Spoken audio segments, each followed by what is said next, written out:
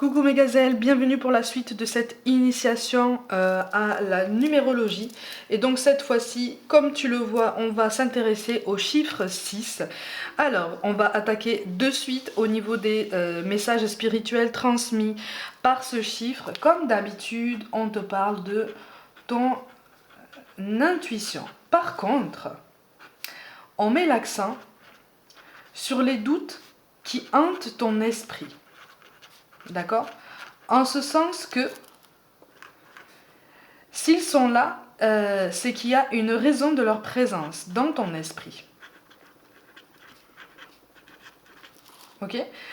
Toutes les questions que tu te poses là ont une raison d'être. D'accord? Ça ne veut pas dire qu'elles sont spécialement fondées.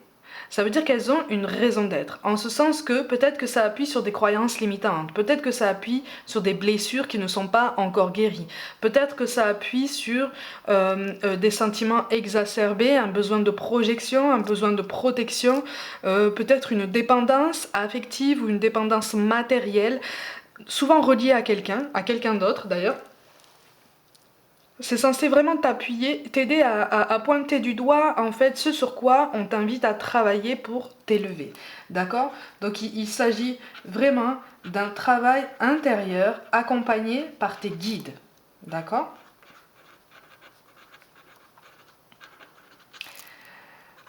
Alors, contrairement aux croyances populaires, le chiffre 6 n'est pas synonyme de malheur ou d'autres énergies basses, comme on a pu entendre depuis toujours.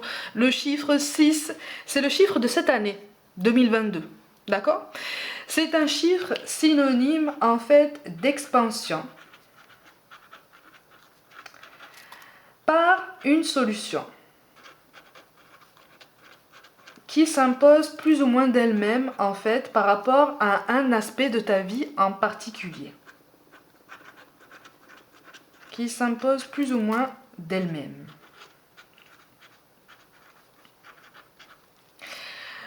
C'est comme si en fait d'une situation en apparence bloquée,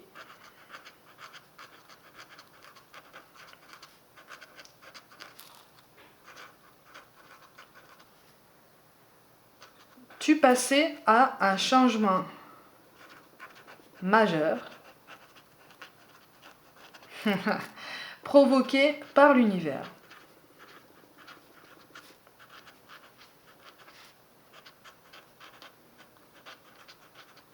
Donc c'est censé t'aider à prendre de la hauteur en fait sur ta situation actuelle, quel que soit le domaine.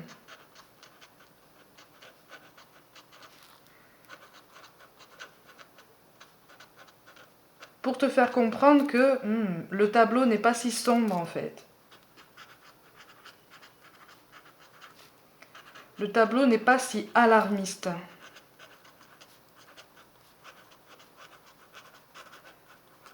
Donc avec le chiffre 6, on est vraiment en train d'attirer ton attention sur le pouvoir des mots que tu utilises en fait. Des mots que tu utilises en pensée comme à l'oral. Le pouvoir de tes mots. D'accord? Par exemple, quelqu'un qui ne s'aime pas, quelqu'un qui n'aime pas son apparence. Peut-être que tu ne t'acceptes pas au niveau de ton apparence, peut-être que voilà, tu as des complexes qui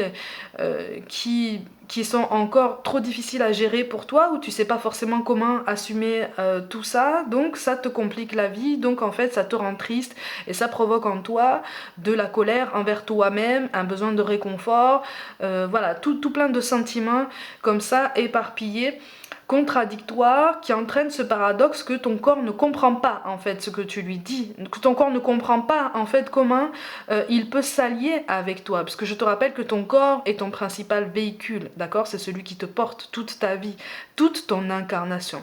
Donc à partir du moment où tu commences à poser des mots très très durs sur lui, sur toi-même, ton corps va le comprendre comme ça, tu vois? Et ton corps va faire en sorte, je grossis le trait, hein, mais inconsciemment, ton corps va faire en sorte que tu continues de penser ça, que tu continues de penser comme ça. Et donc, c'est ce manque d'amour envers toi-même, en fait, est pointé du doigt quand tu vois le chiffre 6 en fait. C'est comme si l'univers, tu disais, mais apporte-toi davantage d'amour envers toi-même, en fait, puisque tu es légitime et tu es très bien, en fait. Hein. Donc on te parle d'amour de soi, on te parle d'amour aussi bien du corps que de l'esprit. Hein. Corps, esprit, etc.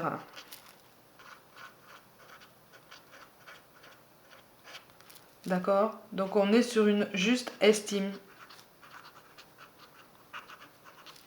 de soi-même, par soi-même. Ok?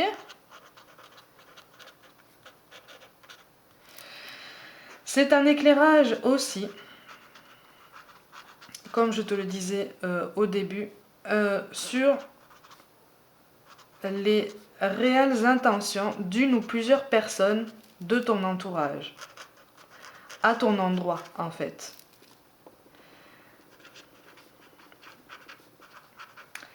Ça veut dire que si tu as des doutes sur une personne, si tu as des doutes sur une situation avec une personne, allez, on va aller dans le relationnel. Si tu es dans une situation que tu trouves peut-être un peu stagnante, peut-être un peu oppressante, ou qui ne te donne pas l'impression de te donner toute la liberté dont tu voudrais, en liberté en pleine conscience, tu vois, en bonne intelligence, dans le respect de chacun, si tu as l'impression de ne pas atteindre ce bonheur optimal, si tu te dis mais finalement je suis pas heureux, je suis pas heureuse complètement dans cette situation, ça veut dire qu'il y a quelque chose là à réfléchir au niveau des intentions de quelqu'un et au niveau de tes intentions envers toi-même en fait. Qu'est-ce que tu veux dans ta vie? Qu'est-ce que tu veux dans ta vie? À quoi est-ce que tu veux que ta réalité ressemble en fait? À quoi ta réalité devrait ressembler? À quoi ta réalité devrait ressembler?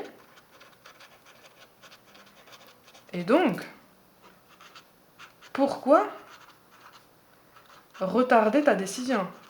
Pourquoi retarder ton choix? Qu'est-ce qui t'empêche là? Qu'est-ce qui t'empêche? On te pousse à la réflexion sur ce que tu perçois comme des obstacles en fait. Est-ce que ce sont vraiment des obstacles? Est-ce que ce ne sont pas les fruits, encore une fois, de croyances limitantes ou d'angoisse ou de projections qu'on projette sur toi? Bah oui, de projections oui, qui sont dirigées vers toi mais qui finalement ne t'appartiennent pas. Voilà, c'est comme ça que je voulais dire. Tu vois? Donc on est vraiment sur un aboutissement d'une situation qui est beaucoup plus évident que ce que tu penses en fait.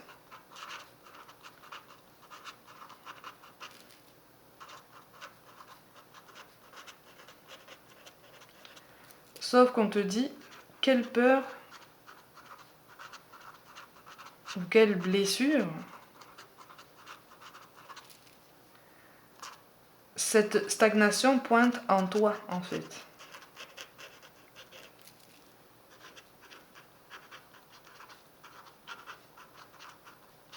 Et qui ralentit, ça ne l'empêche pas, mais ça ralentit beaucoup ta progression, ça ralentit beaucoup en fait ton évolution, tu vois. On te parle effectivement, d'une détermination à travailler en toi en fait.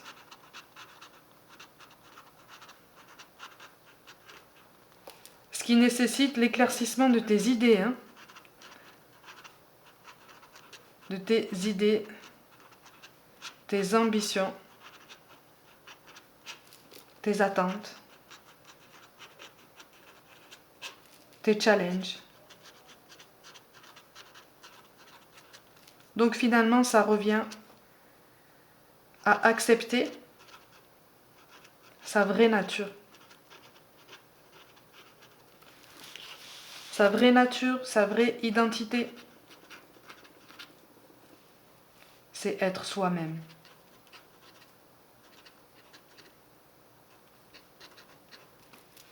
Tu vois? Donc on est vraiment sur quelque chose qui est de l'ordre de la révélation à soi-même, mais aussi dans le fait d'assumer un petit peu ses ambitions, ses attentes et se détacher de toutes les croyances qu'on a voulu projeter un petit peu sur toi. Ok?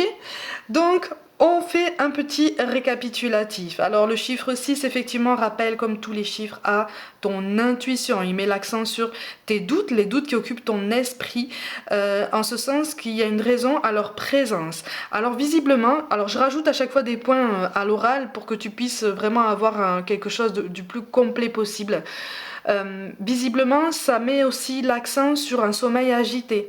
En général, quand tu vois ce genre quand tu vois ce chiffre-là, c'est que ton sommeil est agité ou en tout cas irrégulier et pas vraiment réparateur depuis un moment déjà. Hein. Parce que tu te demandes, c'est comme si en fait tu te disais mais qu'est-ce que je fais de ma vie en fait? Qu'est-ce que je fais là? Qu'est-ce que je fais là? Est-ce que j'ai ma place? Est-ce que ma place est ici? Est-ce qu'elle ne devrait pas être ailleurs? Est-ce qu'elle ne devrait pas consister... Est-ce que c'est mon propos en fait de faire ce que j'accomplis dans cette incarnation? Est-ce que je suis sur le bon chemin? On est sur des remises en question qui appuient vraiment, vraiment sur l'amour de soi-même.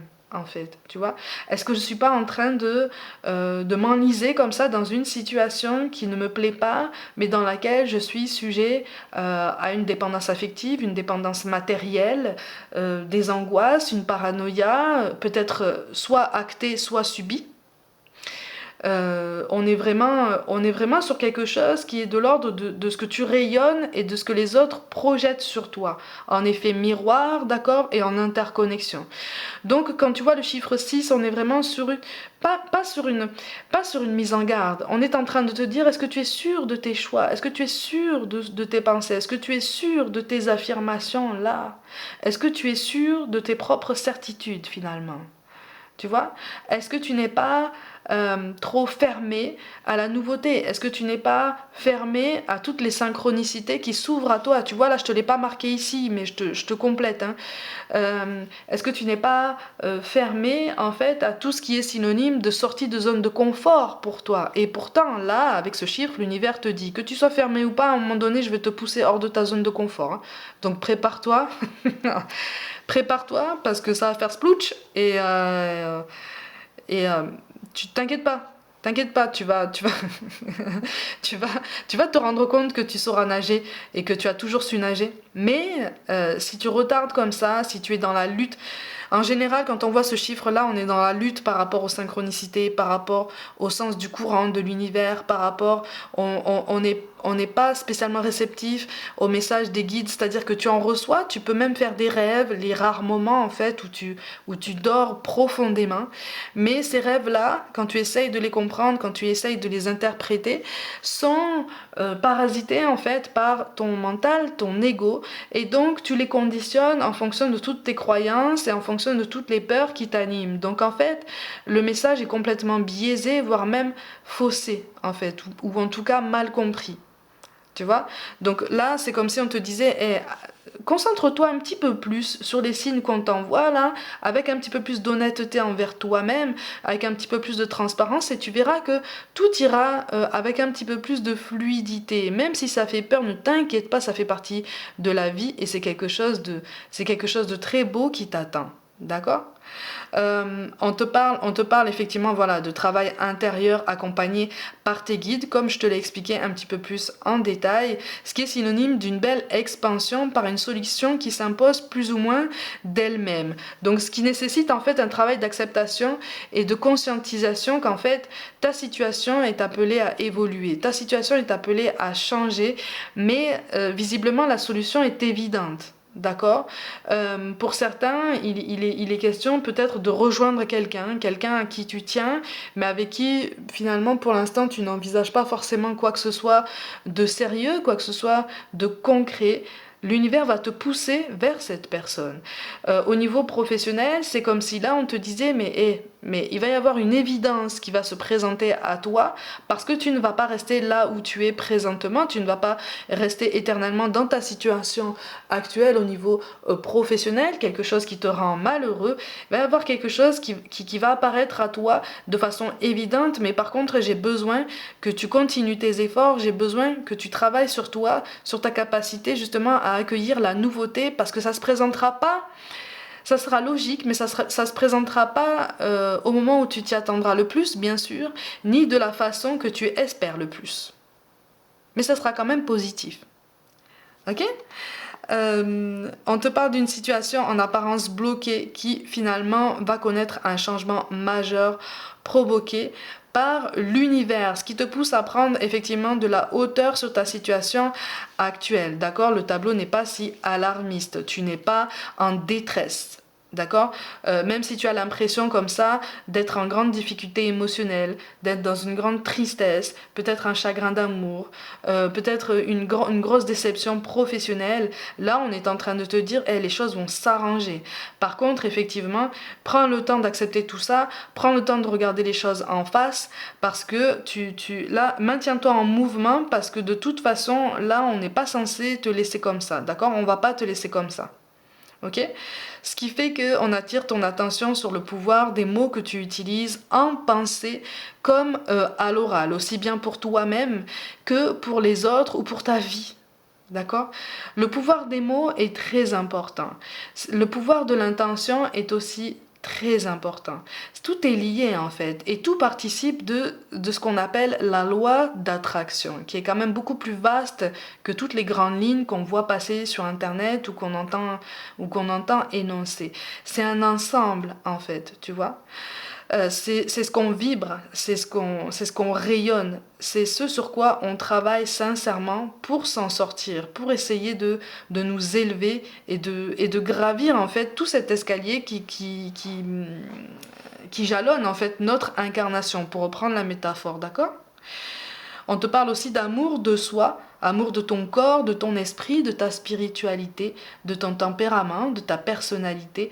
C'est le fait de s'accepter, le fait de revendiquer une réelle identité, une réelle individualité. Tu es toi-même. N'aie pas peur d'être toi-même, n'aie pas peur de ne pas être aimé par ceux que tu crois aimer, si tu oses être toi-même, en fait. C'est là que tu réalises le vrai amour, tu vois. On te parle pas d'amour inconditionnel, hein. On te parle d'amour sincère, authentique, tu vois. Si tu es toi-même, si on t'aime sincèrement, on va te laisser être toi-même. On va accepter que tu sois toi-même. Ça veut pas dire qu'on va jamais te recadrer. D'accord? Quelqu'un qui t'aime réellement, si tu commences à t'éparpiller, si tu commences à t'égarer dans ta façon de te comporter, dans ta façon de penser ou même de te penser, si quelqu'un t'aime réellement, il va te le dire, tu vois? Il va te dire stop maintenant, arrête, tu te fais du mal. D'accord? Stop, arrête, tu ne vas pas dans la bonne direction si tu fais ça. Tu vois? C'est en ça qu'on t'appelle à la prise de conscience avec le chiffre 6 aussi. Ok? On te parle d'une juste estime de toi-même par toi-même, d'accord? Donc c'est un éclairage sur les réelles intentions aussi de ton entourage. C'est censé corroborer en fait toutes les petites questions qui sont apparues dans ton esprit par rapport aux réelles intentions de quelqu'un qui peut graviter autour de toi. Si tu as des doutes, ça n'est pas forcément disproportionné, il y a peut-être quelque chose à creuser, d'accord, pour éclaircir justement une zone d'ombre et apaiser peut-être des tensions. D'accord? Donc c'est un réel pouvoir d'intention envers toi-même et pour savoir à quoi ta réalité devrait ressembler. D'accord? Donc pourquoi retarder ton choix si tu ne réfléchis pas en fait sur les obstacles, d'accord? Sur ce que tu perçois comme des obstacles, sur ce que tu perçois comme des contretemps, ok? Ce ne sont pas des choses insurmontables, ce ne sont pas des facteurs qui sont censés t'empêcher d'évoluer ou de faire des choix qui t'amènent vers ton vrai bonheur et qui vont te permettre d'être réellement toi-même. Ça ne t'empêche pas d'assumer tes responsabilités, d'accord? Parce qu'on peut rester dans le pragmatisme aussi. Tu vois, il y a une balance à trouver. Et quand tu vois ce chiffre 6 là, en fait, on te parle de libre arbitre. D'accord? On te parle de libre entendement, de libre réflexion. Et là, c'est comme si on te disait, tu ne dors plus, c'est normal. C'est parce que là, on te maintient en éveil pour que tu te dises, eh, il y a quelque chose que je dois changer en fait.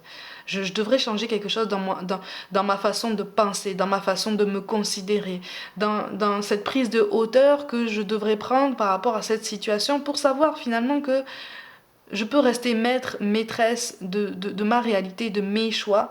Je peux reprendre les commandes de ce que j'ai l'impression de subir fortement, en fait, tu vois. Donc, on te parle d'un aboutissement plus évident que tu penses. Donc, on t'invite vraiment à pointer du doigt la peur, la blessure, en fait, que cette stagnation pointe en toi, d'accord? C'est un vrai travail, c'est un vrai accompagnement pour un travail intérieur qui s'avère un petit peu douloureux. Ce sont des messages qui piquent un peu en général, un peu beaucoup, mais c'est absolument nécessaire. C'est parce qu'en fait, l'univers est en train de te dire maintenant, tu es prêt, ok? Donc, on te parle de détermination à travailler sur toi, sur toi-même, sur ton tempérament, sur ta façon d'évoluer dans ton incarnation, d'accord? Donc, c'est censé t'aider à éclaircir tes idées, tes ambitions, tes attentes, tes défis en fait, tes challenges. Qu'est-ce que tu veux relever comme challenge dans ton incarnation, dans ta vie? Qu'est-ce qui t'anime? Qu'est-ce qui t'enthousiasme en fait? Tu vois?